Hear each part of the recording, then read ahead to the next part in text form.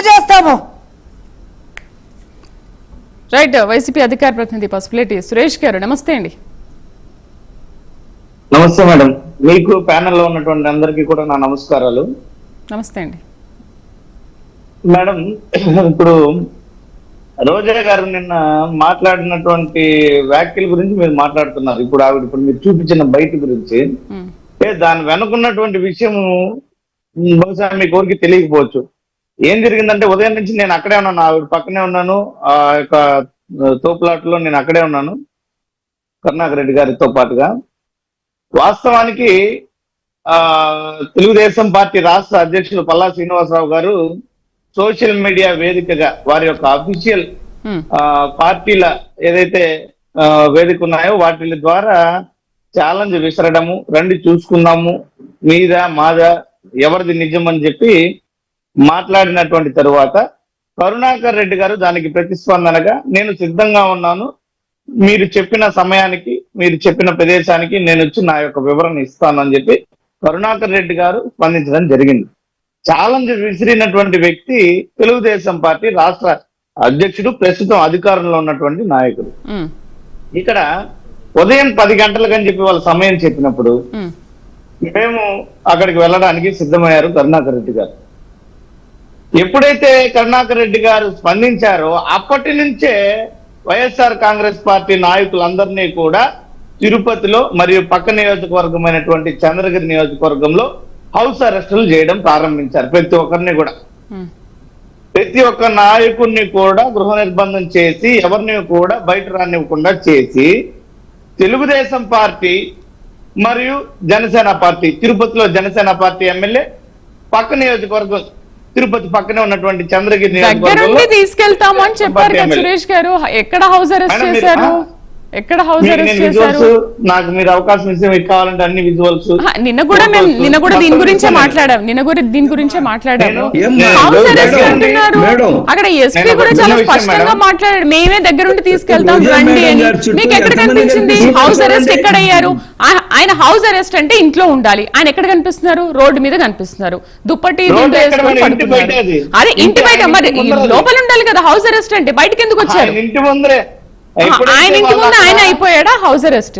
సురేష్ గారు మొదట్లో అరే మేడం మీకు కనపడలేదా? అక్కడ ఉన్నటువంటి పోలీస్ సిబ్బంది, ఒక డిఎస్పీ, 2 సిఐలు, దాదాపు 100 మంది పోలీస్ సిబ్బంది అక్కడ ఉన్నారు. 100 మంది పోలీసులు అక్కడేమో మళ్ళీ మీరే అంటారు ఎస్కార్టే లేదు, మేము ఎట్లా వస్తామని అంటారు. ఇక్కడేమో పోలీసులు రండి మేము తీసుకెళ్తాం బాబు అంటే కూడా మీరు రావట్లేదని మళ్ళీ మీరే మాట్లాడతారు. ఏంటి తికమక ఉంది అసలు? నీకు లైవ్ లో 100 మంది పోలీసులు ఉన్నారు అక్కడ. నేను ఇస్తాను 100 మంది పోలీసులు. నేను మీకు మళ్ళీ దీని మీద కావాలంటే మొత్తం అన్ని వివరాలు, ఫోటోలు, వీడియోతో సహా ఇస్తాను, ఎటువంటి అభ్యంతరం లేదు. నేను అక్కడ ప్రత్యక్షంగా ఉన్నాను కాబట్టి నేను మీకు ఇవన్నీ చెప్తున్నాను. మీరు అక్కడ కరుణాకర్ రెడ్డి గారి పక్కన చూస్తే నేను ఉన్నా, కనిపిస్తున్నా మీకు. అవును, అక్కడ ఎంతమంది ఉన్నారు? నేను ఏమంటానంటే ఈ వీడియోలో మీరు చూడండి ముందర ఎంతమంది అటగిస్తున్నారు. వాస్తవానికి కరుణాకర్ రెడ్డి గారు ఎందుకు అడ్డగిస్తున్నారు? ఓకే ఇప్పుడు అడ్డగిస్తున్నారు, 100 మంది పోలీసులు ఉన్నారని చెప్తున్నారు. ఎందుకు అడ్డగిస్తున్నారు? మీరు మంది మార్బలంతో 2000 మంది ఎంతమందో వచ్చారు, మేము అంతమందిని రానియము అని చెప్పేసే కదా వాళ్ళు చెప్పేది. వాళ్ళు 5 వచ్చారు, మీరు 5 రండి. జరిగిన విషయానికి పూర్తి భిన్నంగా చెప్తున్నారు మేడం మీరు. ఈ రోజు కూడా మీరు భిన్నంగా మాట్లాడుతున్నారు. నేను రోజా గారు చేసిన కామెంట్స్ పైన మాట్లాడుతున్నాను. రోజా గారు చేసిన కామెంట్స్ పైన నిన్న జరిగిపోయిన దాని గురించి, అక్కడ హౌస్ అరెస్ట్ చేసిన దాని గురించి నాకు అనవసరం. నేను ఈ రోజు ఏం మాట్లాడుతున్నాను? సరే ఇప్పుడు అదంతా కాదు, ఆ కామెంట్ పైన ఒకసారి మీరు మాట్లాడండి, స్పందించండి సురేష్ గారు. ఆంజనేయ రెడ్డి గారు ఏదో చెప్తున్నారు. ఆంజనేయ రెడ్డి గారు మేడం చెప్పండి. సురేష్ నాకు తెలిసినంత వరకు హీజ్ ఎ నైస్ బాయ్. నేను అనేక సందర్భాల్లో చూశాను, చర్చ పద్ధతిగా చేస్తాడు, అసభ్యంగా మాట్లాడు. Is a nice boy, no doubt at all. మీరు ఇప్పుడు చూపించారు కదా వీడియోలో, రోజమ్మ మంది వెనక ఎంతమంది ఉన్నారు? 100 మంది ఉన్నారు. ఈయనేమో హౌస్ అరెస్ట్లు చేసేసాడు అంటాడు. 100 మంది ఉన్నప్పుడు 100 మంది పోలీసు వాళ్ళు ఉండరా? ఒకటి రెండోది, ఒక నిమిషం ప్లీజ్ కంప్లీట్ మై పాయింట్. మేము కూడా అనేక సందర్భాల్లో ధర్నాలు కార్యక్రమాలు చేస్తామమ్మా. కలెక్టర్ ఆఫీస్ దగ్గర పోతాం, ఒక 1000 మందిని వేసుకొని పోతాం. కలెక్టర్ గారికి అర్జీ ఇవ్వడం కోసం వెళ్తాం, కానీ 1000 మందిని లోపలికి రానిరు. ఒక 4-5 ముఖ్య నాయకులను పిలిచి yes what is our representation, what is our problem అని మాతో కూర్చొని 10 నిమిషాలు మాట్లాడతారు. అదే ప్రజాస్వామ్యంలో ఉండే వ్యవస్థ. నేను 1000 మందిని వేసుకొని వచ్చాను, గోశాలకు పోతాను, గోవుల మీద పడతానంటే అదే how it is reasonable mister Suresh, my dear Suresh? అదే చెప్పేదానికి ఒక అర్థం ఉండాలి సురేష్. అన్నా నేను అదే నన్ను పూర్తిగా చెప్పనిచ్చిందే నేను చెప్పుంటా. ఇప్పుడు అక్కడ జరిగింది ఏంటంటే అక్కడ ఉన్నటువంటి మొత్తం అందరం కూడా గోశాలకు వెళ్తామని చెప్పి ఎవరు అడగలేదు. కేవలం అక్కడ రోజా గారు, ఒక మాజీ మంత్రి, నారాయణ స్వామి గారు మాజీ ఉప ముఖ్యమంత్రిగా పనిచేసినటువంటి వ్యక్తి, ప్రస్తుత ఎమ్మెల్సీ, ప్రస్తుత తిరుపతి ఎంపీ కరుణాకర్ రెడ్డి గారు, మొత్తం 5 మందికి అనుమతి అడిగాం. కేవలం 5 మందికి. అక్కడేమో గోశాలలో దగ్గర Srikalahasti MLA, Tirupati MLA, Chandragiri MLA, అదేవిధంగా పాలక మండలి సభ్యులు భానుప్రకాష్ రెడ్డి గారు, తిరుపతి డిప్యూటీ మేయర్లు, మొత్తం 3 పార్టీలకు సంబంధించినటువంటి వాళ్ళందరూ కూడా గోశాలకు చేరుకున్నారు. ఇంతమంది అక్కడ చేరుకున్నాక కేవలం మా పార్టీ నుంచి కరుణాకర్ రెడ్డి గారు ఒక్కరిని అనుమతిస్తామని చెప్పేసి అంటే ఏ రకంగా న్యాయమైంది? వాళ్ళు మందిగా ఉండి మా పార్టీ తరపు నుంచి కేవలం ఒక్కరిని మాత్రం అనుమతిస్తామంటే ఇది ఎంతవరకు సబబు? అది కూడా ఆయన రోడ్డులో నిరసన వ్యక్తం చేసిన తర్వాత, రోడ్డు మీద పడుకొని నిరసన వ్యక్తం చేసిన తర్వాత వచ్చి సార్ మీరు ఒక్కరే కానీ వెళ్తే అనుమతిస్తాము అంటారు. వాళ్ళు అక్కడ గోశాల వద్ద వేలాదిగా ఉండొచ్చు. ఇంతకుముందు సోదరులు కిరణ్ గారు చెప్పారు, ఏదైనా చెదురుముదురు ఘటనలు జరిగితే ఎవరు బాధ్యత వహిస్తారు అని చెప్పి. మంచిదే, మరి వారు చెప్పిన ప్రకారమే ఒక్కరే కరుణాకర్ రెడ్డి గారు వెళ్తే అక్కడ వేలాదిగా 3 పార్టీల నాయకులు ఉన్నప్పుడు చెదురుముదురు ఘటనలు అప్పుడు జరగాలంటే కట్టడి చేయడానికి అక్కడ ఉన్నటువంటి పోలీస్ సిబ్బంది సరిపోతారా? ఇవి వాస్తవాలు మేడం నేను చెప్పేది. నేను ప్రత్యక్షంగా ఉన్నాను కాబట్టి మీకు జరిగినవి చెప్తున్నాను. ఇందులో ఎక్కడ కూడా నేను లేనిపోనివి కల్పించుకొని చెప్పలేదు. ఆఖరికి 5 మంది ప్రజాప్రతినిధులుగా పనిచేసిన వాళ్ళు ఎంపీ గారిని కనీసం పంపించడం లేదు. మరి తర్వాత అప్పటికీ కూడా కట్టడి చేసి లోపల మళ్ళీ తీసుకెళ్లారు పోలీసులు. రెండోసారి మళ్ళీ గోపాల్ కృష్ణారెడ్డి గారి కుమారుడు బొజ్జల సుధీర్ గారు, చంద్రగిరి ఎమ్మెల్యే పులివర్తి నాని గారు మళ్ళీ ఫోన్ చేసి మీడియా సాక్షిగా అన్న ఏం వస్తున్నారా, రావట్లేదా మీరు అని చెప్పి కవింపు చర్యలకు పాల్పడతారు. పోలీసులు ఏమో పంపరు. ప్రత్యక్షంగా ఉన్నాను మేడం నేను అక్కడే. అసలు అడుగు తీసి కూడా వేయలేదు మేడం.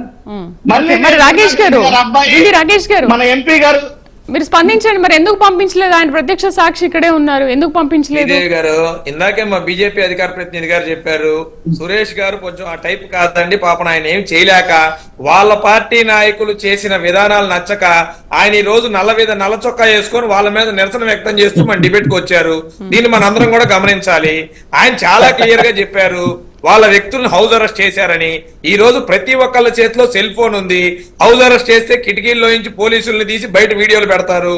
ఇంతమంది కార్యకర్తలు ఇందాక ఆయన చెప్పినట్టు చంద్రగిరి నియోజకవర్గ వ్యాప్తంగా, తిరుపతి జిల్లా వ్యాప్తంగా, రాయలసీమ రాష్ట్ర వ్యాప్తంగా హౌస్ అరెస్టులు చేసినట్టయితే మరి వైసీపీ నాయకులంతా ఆ ప్రాంతానికి ఎలా వచ్చారు? ఆ రోడ్డు మీద ఎలా పడుకున్నారు? తిండ్లు ఎక్కడి నుంచి వచ్చినాయి, దిప్పట్లు ఎక్కడి నుంచి వచ్చినాయి? సో పదే మేము ఇక్కడ ఉన్నాము, మీరు రండ్రా బాబు డిబేట్ అన్నారంటే ఎంపీ గారు వచ్చిన మాట వాస్తవం కాదా? ఈయన కుమారుడు వచ్చిన మాట వాస్తవం కాదా? వీళ్ళిద్దరికీ వచ్చినప్పుడు ఈయనకెందుకు ఏమడ్డు? బొమ్మన కుమారుడు వచ్చాడు కదా, ఎంపీ గారు వచ్చారు కదా, ఫోటోలు విజువల్స్ ఉన్నాయి కదా, మరి ఈయనకేం అడ్డంకి వచ్చింది? రోజా గారికి ఏం అడ్డంకి వచ్చింది? వాళ్ళకి కావాల్సింది అటెన్షన్, మీడియా అటెన్షన్. జనాలు వాళ్ళ పార్టీని మర్చిపోతున్నారు. ఒక పక్కన విషయం ఏంటంటే విజయసాయి రెడ్డి గారు ఎప్రూవర్ గా మారి ఇవాళ అనేక నిజాలు చెప్పారు. ఈ విషయం రేపు విజయసాయి రెడ్డి గారు చర్చకి వెళ్తున్నారు, ఎప్రూవర్ గా మారుతారన్న సంగతి వాళ్ళకు కూడా తెలుసు.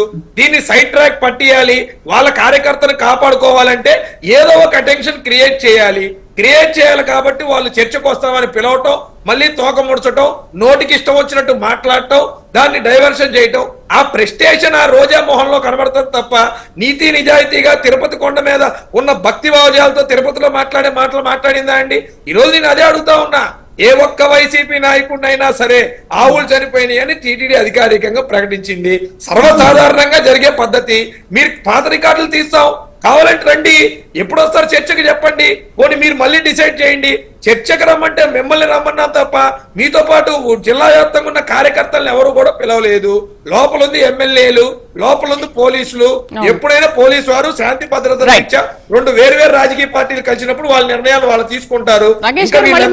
మహానుభావులు అంటే శ్రీదేవి గారు ఇంకా ఎంత మహానుభావులు అంటే శ్రీదేవి గారు బతికిచ్చారు.